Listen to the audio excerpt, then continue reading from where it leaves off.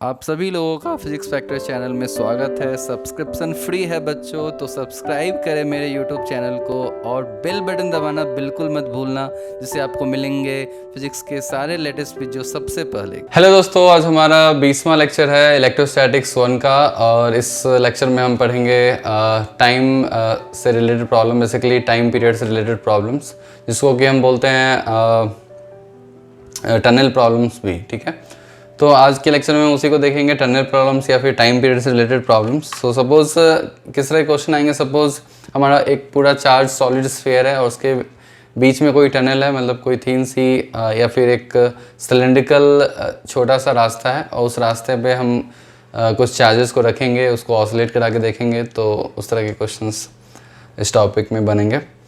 तो मैं आज का टाइटल लिख देता हूँ। आज का हमारा टाइटल है टनल प्रॉब्लम। एक्चुअली ये जो टनल प्रॉब्लम है ये आपको सेकेंड चैप्टर में भी आएगा। जब आप पोटेंशियल पढ़ोगे तो उस पर कुछ अच्छे क्वेश्चंस आते हैं। तो अभी चूँकि हमने बस इलेक्ट्रिक फील्ड पढ़ा है, तो मैं टाइम पीरियड से रिलेटेड क्वेश्चन आपसे पूछ सकता हूँ। तो इसको आप अर्थ भी समझ सकते हो। सपोज हमारा पूरा अर्थ है या फिर कोई एक सॉलिड स्फीयर है बड़ा सा, और वो फुल्ली चार्ज है, बेसिकली यूनिफॉर्मली चार्ज है। तो मैं एक अर्थ के जगह हम सिर्फ ये ले लेते हैं, मैं ले लेता हूँ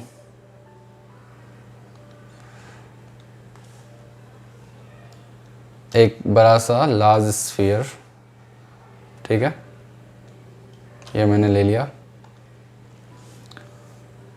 और इसमें आपको क्या दिया हुआ है, ये फुली चार्ज है। ठीक है, ये हमारा चार्ज सॉलिड स्फीयर है, यूनिफॉर्मली चार्ज है। ठीक है, और इसकी रेडियस आर है। R is the radius of this sphere,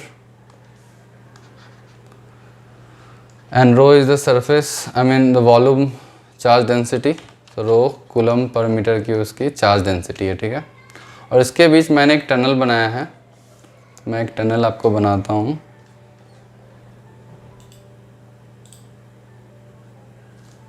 okay, तो मेरे को एक टनल मैंने ऐसे बनाया है इसके अंदर।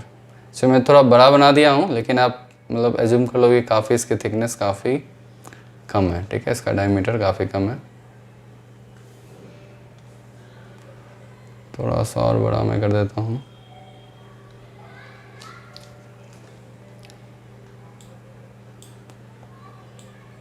ये टनल बाहर खुल रहा है। ठीक है,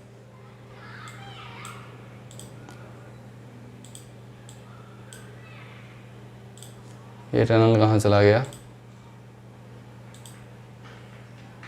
ओके, आई थिंक मैंने इसको ढक दिया है। हाँ, ओके।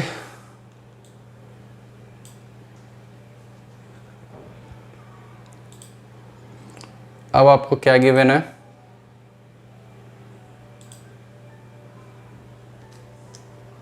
यहाँ पे आपको दे दिया एक ये तो पॉजिटिव चार्ज था हमारा। सपोज इस सेंटर पे मैंने इस सेंटर पे एक पॉजिटिव चार्ज रख दिया।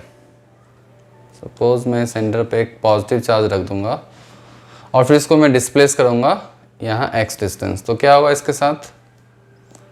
सबसे पहले आपको ये डिसाइड करना है कि ये जो पॉइंट, जो सेंटर है, वो पॉजिटिव चार्ज को रखने के लिए वो बेसिकली वो स्टेबल इक्विलिब्रियम का पॉइंट है या अनस्टेबल का। हमने बताया था एक क्वेश्चंस में, बेसिकली रिंग के द्वारा हमने एक पॉइंट लिया था रिंग के बीच में, और हमने बताया था कि वो स्टेबल है या अनस्टेबल है। तो पॉजिटिव चार्ज आप रखोगे तो बेसिकली वो दूर चला जाएगा, ऐसे वो दूर चला जाएगा, तो वो अनस्टेबल इक्विलिब्रियम है। तो क्वेश्चन आपको ये दिया हुआ है, आपने निगेटिव चार्ज रखा। ठीक है, आपने यहाँ -q चार्ज रखा और उसकी मास m है, और फिर आपने थोड़ा सा डिस्प्लेस कर दिया x अमाउंट, और फिर आपको रिलीज़ कर दिया उसको। ठीक है, आपने थोड़ा सा x डिस्प्लेस किया और फिर आपने रिलीज़ कर दिया। तो क्या होगा, वापस, चूँकि निगेटिव चार्ज है तो इलेक्ट्रिक फील्ड की डायरेक्शन टुवर्ड्स द सेंटर है, नहीं अवे फ्रॉम द सेंटर, बस फोर्स की डायरेक्शन सेंटर के टुवर्ड्स है। ये दो डायरेक्शन है एक्चुअली। जो मैं ब्लैक कलर से जो बना रहा हूँ ये बेसिकली इलेक्ट्रिक फील्ड की डायरेक्शन है और फोर्स की डायरेक्शन उसके अपोजिट में होगी, तो उस पर फोर्स ऑब्वियसली पीछे की तरफ लगेगा, तो वो सेंटर की तरफ आने की कोशिश करेगा। आप इधर भी डिस्प्लेस करोगे तो ऐसे, तो एक तरह से वो ऑसिलेट करना लगेगा, हमारा जो नेगेटिव चार्ज है वो ऑसिलेट करने लगेगा। तो आप क्वेश्चन आपसे ये पूछा है, find the time period of oscillation, find the time period of oscillation. ये बेसिकली आपको मतलब थोड़ा सा रिवाइज करना पड़ेगा, ऑसिलेशंस चैप्टर से रिलेटेड थोड़ा कॉन्सेप्ट इसमें लगेगा क्लास 11th का, जैसे टाइम पीरियड कैसे आप कैलकुलेट करते हो। ठीक है, तो चलिए इसको सॉल्व करते हैं। डेफिनेटली आप लोगों में कुछ लोगों को पता होगा कैसे टाइम पीरियड कैलकुलेट करते हैं। तो बेसिकली आपको फोर्स निकालना होता है और फोर्स प्रोपोर्शनल टू एक्स आपको करना होता है, फिर उसको m ओमेगा स्क्वायर एक्स से इक्वेट कर देना होता है। ठीक है, तो प्रोसेस यही है जो कि एक्सेलेरेशन होता है, ये m इंटू ए, ओमेगा स्क्वायर एक्स हमारा एक्सेलेरेशन होता है। ठीक है, तो फोर्स की वैल्यू क्या होगी, फोर्स की वैल्यू आप कैलकुलेट करोगे तो इलेक्ट्रिक फील्ड इंटू चार्ज, ये फोर्स हो गया और ये हमारा फोर्स हो गया, इलेक्ट्रिक फील्ड इंटू चार्ज। अब इलेक्ट्रिक फील्ड आप कैलकुलेट करोगे तो ऑटोमेटिकली ये एक्स के टर्म्स में आ जाएगा। तो इलेक्ट्रिक फील्ड मैं कैलकुलेट करता हूँ। इलेक्ट्रिक फील्ड का क्या फॉर्मूला होता है, rho r by epsilon, r की वैल्यू एक्स है, so rho x by 3 epsilon and into x हमारा हो गया इंटू चार्ज। तो एक तरह से rho Q by 3 epsilon into x. तो हमारा फोर्स जो है एक्स के प्रोपोर्शन आ गया, तो ये एस एच एम करेगा और इसको हम किसके इक्वेट कर देंगे, एम ओमेगा स्क्वायर एक्स के इक्वेट कर देंगे। तो यहाँ एक्स बेसिकली कैंसिल कर सकते हो, तो आप इक्वेट कर दो इसको, तो बेसिकली ओमेगा स्क्वायर की वैल्यू आ गई rho Q by 3 M epsilon, और ओमेगा की वैल्यू होती है 2 pi by time period whole square, तो टी की वैल्यू आ गई 2 pi root over 3 M epsilon by rho Q. तो ये हमारा आंसर हो गया। ठीक है, तो इस तरह से हम टाइम पीरियड कैलकुलेट कर सकते हैं। ये तो था सिंपल क्वेश्चन। ठीक है, इस तरह से क्वेश्चन आपसे पूछा जा सकता है। तो चलिए एक और क्वेश्चन मैं देता हूँ आपको इस कॉन्सेप्ट पे। यदि आपको कोई भी डाउट हो तो आप कमेंट बॉक्स में पर्टिकुलर टाइम स्टैम्प आप लगा सकते हो और पूछ सकते हो कि सर इस टाइम स्टैम्प में मेरे को थोड़ा सा एक्सप्लेन कर दो, और फिर मेरे को कुछ डाउट है, या फिर सर यहाँ पे आपने कुछ कैलकुलेशन मिस्टेक किया है, इस तरह से आप बता सकते हो मेरे को। ठीक है, टाइम स्टैम्प के अकॉर्डिंग। तो चलो मैं क्वेश्चन नंबर 2 पूछता हूँ आपसे। क्वेश्चन नंबर 2, मैंने एक और स्फीयर लिया,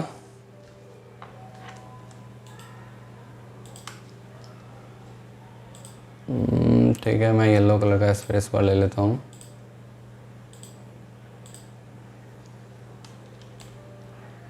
तो मैंने ये स्फीयर ले लिया। ठीक है, और मेरे को एक टनल भी लेना है, तो मैं एक टनल ले लेता हूँ, बिल्कुल अंधेरा सा ब्लैक कलर का। ठीक है, और मैंने टनल जैसे भी मैं ले सकता हूँ, मतलब ये ऐसा कुछ नहीं है,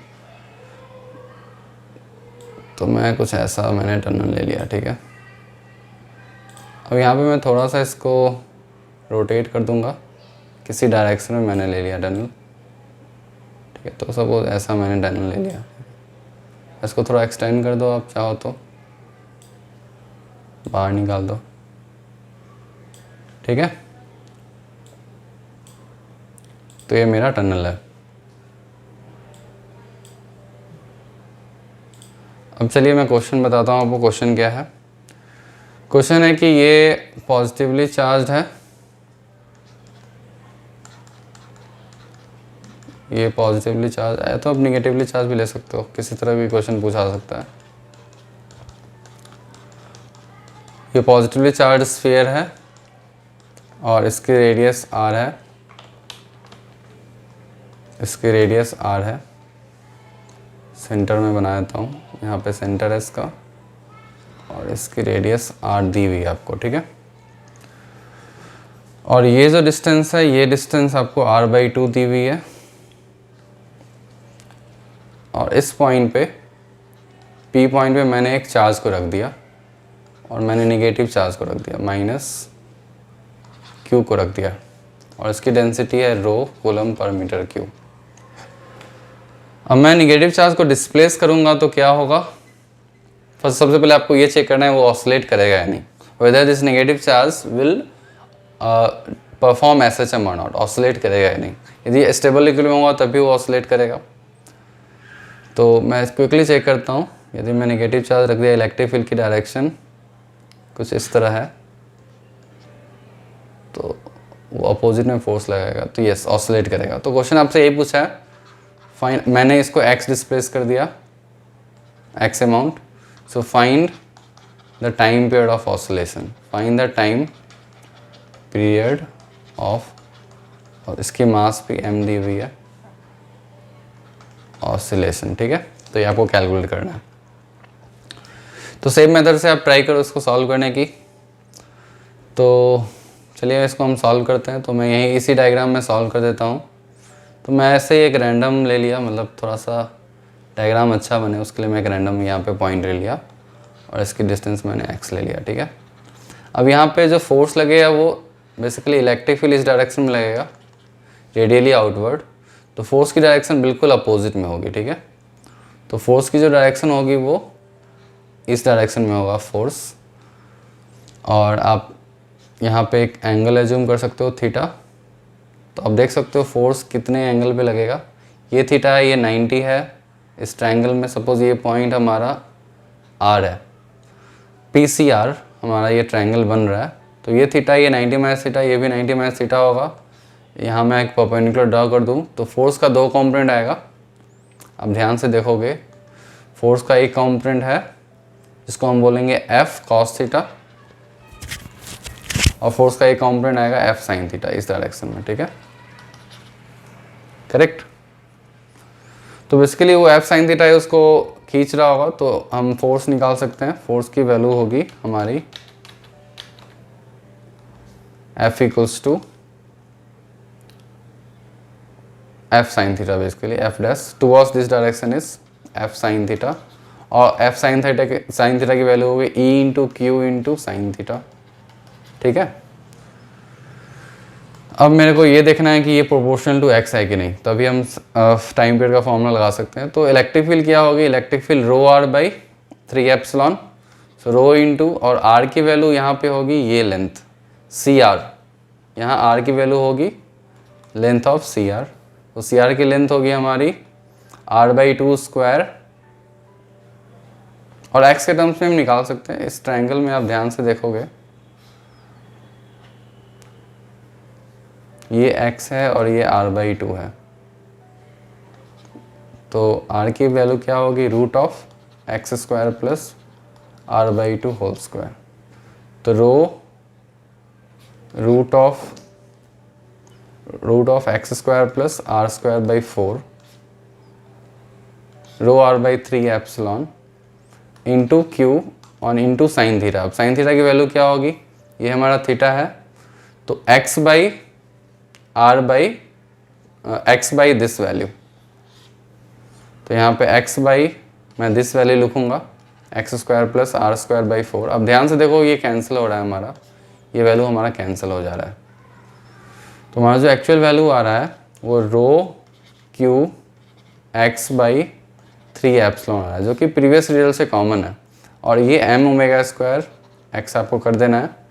तो आप देख सकते हो यहाँ पे जो हमारा रिजल्ट आया है एग्जैक्टली प्रीवियस रिजल्ट है। तो omega square equals to rho Q by 3m epsilon, और ओमेगा को आप 2 पाई बाई कैपिटल T से रिप्लेस करते हो, so that equals to rho Q by 3m epsilon.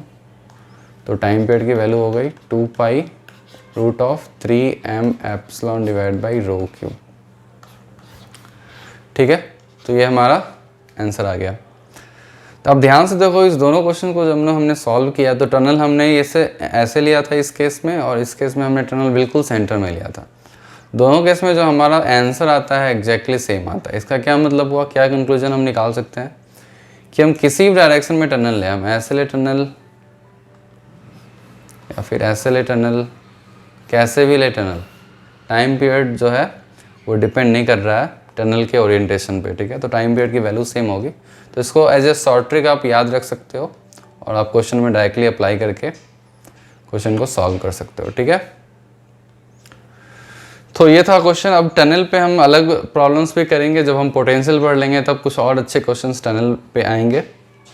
जैसे आपने किसी चार्ज को छोड़ दिया तो उसकी स्पीड क्या होगी, ये सब की कैलकुलेशन, तो हम उसमें हमें एनर्जी कंजर्व करना होता है, तो हम देखेंगे सेकेंड चैप्टर में। ये था हमारा almost last topic I think. हमने लगभग सारे टॉपिक्स हमने कवर कर लिया इलेक्ट्रोस्टैटिक्स 1 का। अब हम कुछ क्वेश्चंस प्रैक्टिस कर लेंगे, उसके बाद फिर चैप्टर 2 हम स्टार्ट करेंगे। कुछ क्वेश्चंस प्रैक्टिस मतलब नीट वगैरह से related, NEET JEE advance previous year के कुछ क्वेश्चंस। मैं देखता हूँ यदि मैं कुछ क्वेश्चंस बना सकता हूँ, तो वो अब नेक्स्ट लेक्चर में आएंगे। तो ठीक है, चलिए मिलते हैं नेक्स्ट क्लास में।